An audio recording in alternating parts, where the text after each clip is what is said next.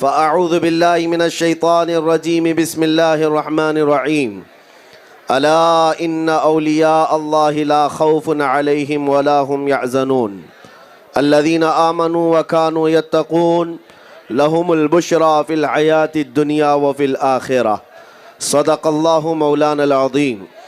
بارگاہ رسالت معاب صلی اللہ تعالیٰ علیہ وسلم میں ایک بار درود پاک کا ہدیہ پیش کریں۔ اللہم صلی علی سیدنا مولانا محمد معدن الجود والکرم وآلہ واصحابہ الکرام وابنہ الکریم وبارک وسلم صلاة دائمة سرمدا ابدا۔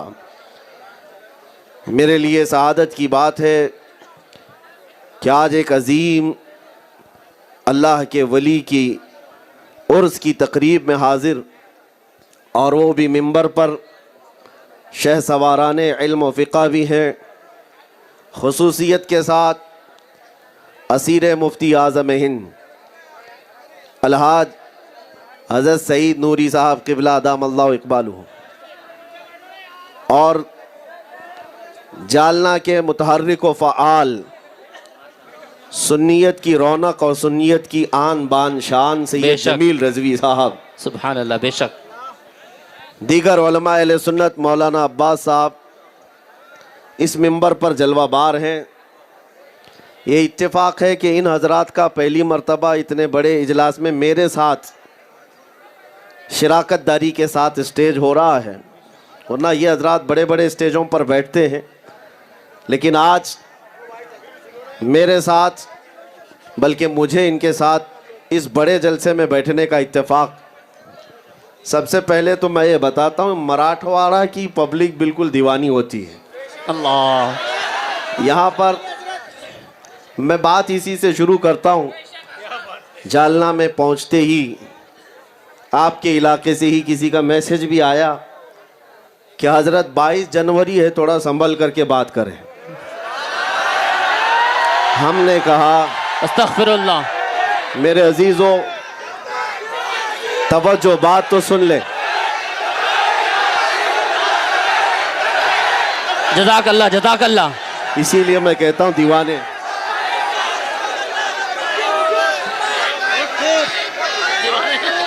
میاں بات تو سن لو، گفتگو سنیں۔ 22 جنوری ہے، سنبھل کر کے بات کریں۔ میں نے ان سے کہا میاں شیر سوار کے دربار میں آ کر گیدڑ کی باتیں کیوں کرتے ہیں؟ سبحان اللہ، سبحان اللہ۔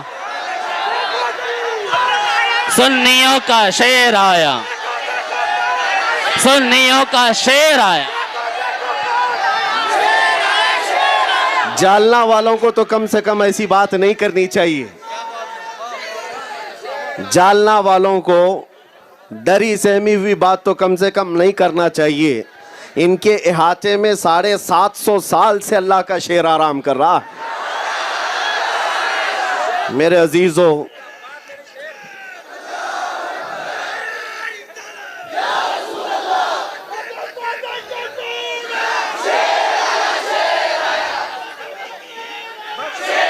ابھی آپ تھوڑی دیر کے لیے توجہ کریں۔ آپ کا یہ جذبہ سلامت رہے۔ مولانا عباس صاحب مجھ سے ابھی بات کر رہے تھے، وہ کہہ رہے تھے کہ یہ ادھر کھڑے ہیں، ابھی تک چل رہا ہے ان کا، اور یہ جلسہ کیا ایسی ہی ہوتا ہے؟ میں نے کہا یہ ہر دن کا معاملہ ہے میرے لیے، روزانہ میں دیکھتا ہوں۔ مولانا عباس صاحب کے جواب میں ایک بات سناتا ہوں۔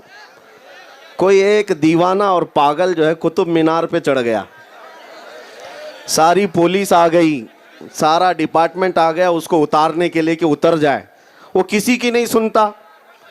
دوسرا ایک پاگل آیا اور وہ قطب مینار کو پکڑ کر کہنے لگا میں ہلا کے گرا دوں گا، اتر جا۔ تو اس کو سمجھ میں آ گئی، اتر گیا۔ تو کہنا یہ ہے، یہ دیوانے اگر سمجھتے ہیں تو اس دیوانے کی سمجھیں گے۔ سبحان ادھر اللہ، بھی دیوانہ ہے، ادھر بھی دیوانہ ہے۔ سبحان اللہ۔ لوگوں کی فوج کو کنٹرول کیا جا سکتا ہے، حضور کے دیوانوں کو نہیں کنٹرول کیا جاتا۔ سبحان اللہ، واہ۔ اسی لیے دنیا خوف زدہ ہے کہ تمہارے جذبات دوبارہ بیدار ہونے نہ پائیں۔ اقبال نے 100 سال پہلے کہا تھا انگریزوں کا یہ نعرہ تھا اس ہندوستان میں، یہ فاقہ کش موت سے ڈرتا نہیں ذرا، روح محمدی اس کے بدن سے نکال دو۔ یہ انگریز کہتے تھے یہ بھوکے پیاسے رہتے ہیں لیکن موت سے ڈرتے نہیں ہیں، یہ صرف اور صرف خاصہ قوم مسلم کا ہے۔ بے شک۔ جانتے ہو ہمارا ایک لقب تھا، صرف مسلمان نام نہیں ہے ہمارا، صرف مومن نام نہیں ہے، دنیا ہمارا ایک نام اور جانتی تھی، دنیا کی زبان میں ہم کو کفن بردوش کہا جاتا تھا، سبحان اللہ۔ کہ یہ مسلمان ایسا ہوتا ہے جو کندھے پہ کفن لے کے چلتا ہے۔ ابھی مولانا سید جمیل صاحب بھی یہی کہہ رہے تھے، گاڑی سے آتے ہوئے لوگ گاڑی میں نہ آ جائیں نیچے، اور ڈرائیور صاحب سے کہہ رہے تھے آپ چلاؤ، ابھی قانون پاس ہوا نہیں ہے۔ میں نے ان سے کہا یہ قانون ان لوگوں کے لیے ہے، لیکن یہاں جو دیوانے سر ہتھیلی پر لے کر ہی آئے ہیں، بے شک حق ہے۔ مجھے بتاؤ بچنے کون آیا ہے؟ یہاں تو دیوانے بارگاہ مصطفیٰ میں اپنے سروں کا نذرانہ لے کے آئے ہیں، بے شک حق ہے۔ اور سب کو پتا ہے ہمارے جلسوں میں شرکت کرنے والے وہ دل تھام کر کے آتے ہیں۔ بے شک۔ بڑے دنوں کے بعد الحاج سعید نوری صاحب میرے ساتھ بیٹھے ہوئے ہیں، وجہ یہ ہے ان کے بڑے معاملات ہیں، سنیت کے لیے ایک بہت بڑا ہمارا چہرہ ہے، لیکن اس کے باوجود یہ اگر یہاں ساتھ بیٹھے ہیں تو صرف اس ہمت دلانے کے لیے، یہ حوصلہ دلانے کے لیے کہ معاملات سیاسیات وہ سب چلتے رہیں گے۔ بار بار ایک ہی جملہ یہ کہتے ہیں کہ مفتی صاحب بس اتنا کام کرتے رہو کہ کوئی جوان ٹھنڈا ہونے نہ پائے، سبحان اللہ۔ اور انشاءاللہ العزیز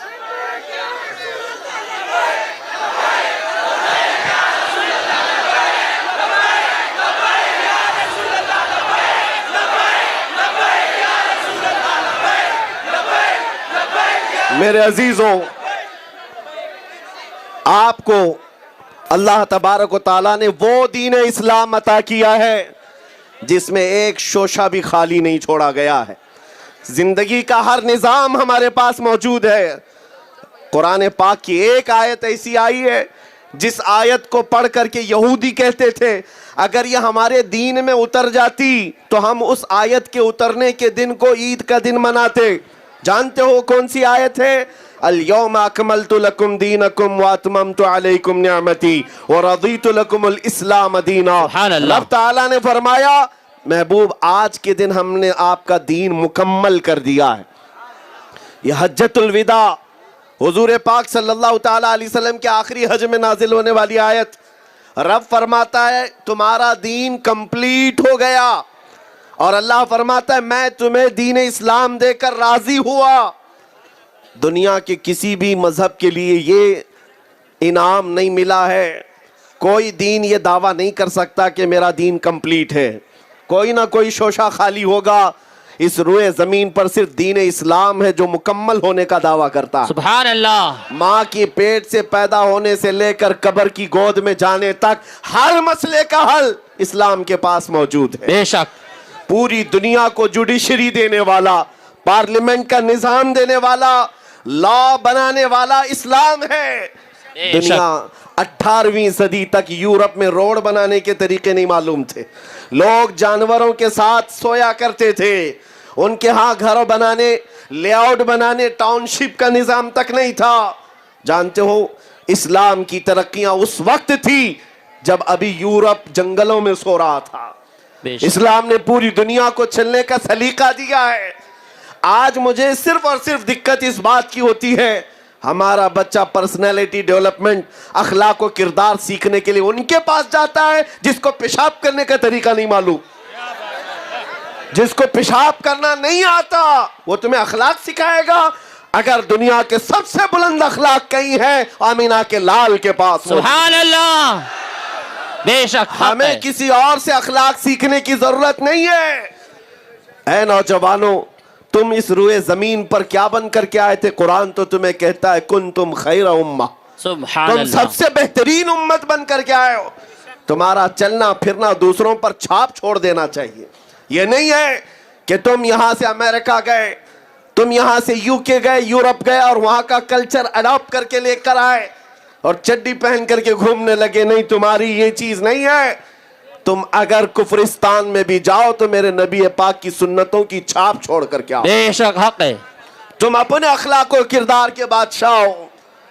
تمہیں کسی اور کی محتاجی نہیں ہونی چاہیے.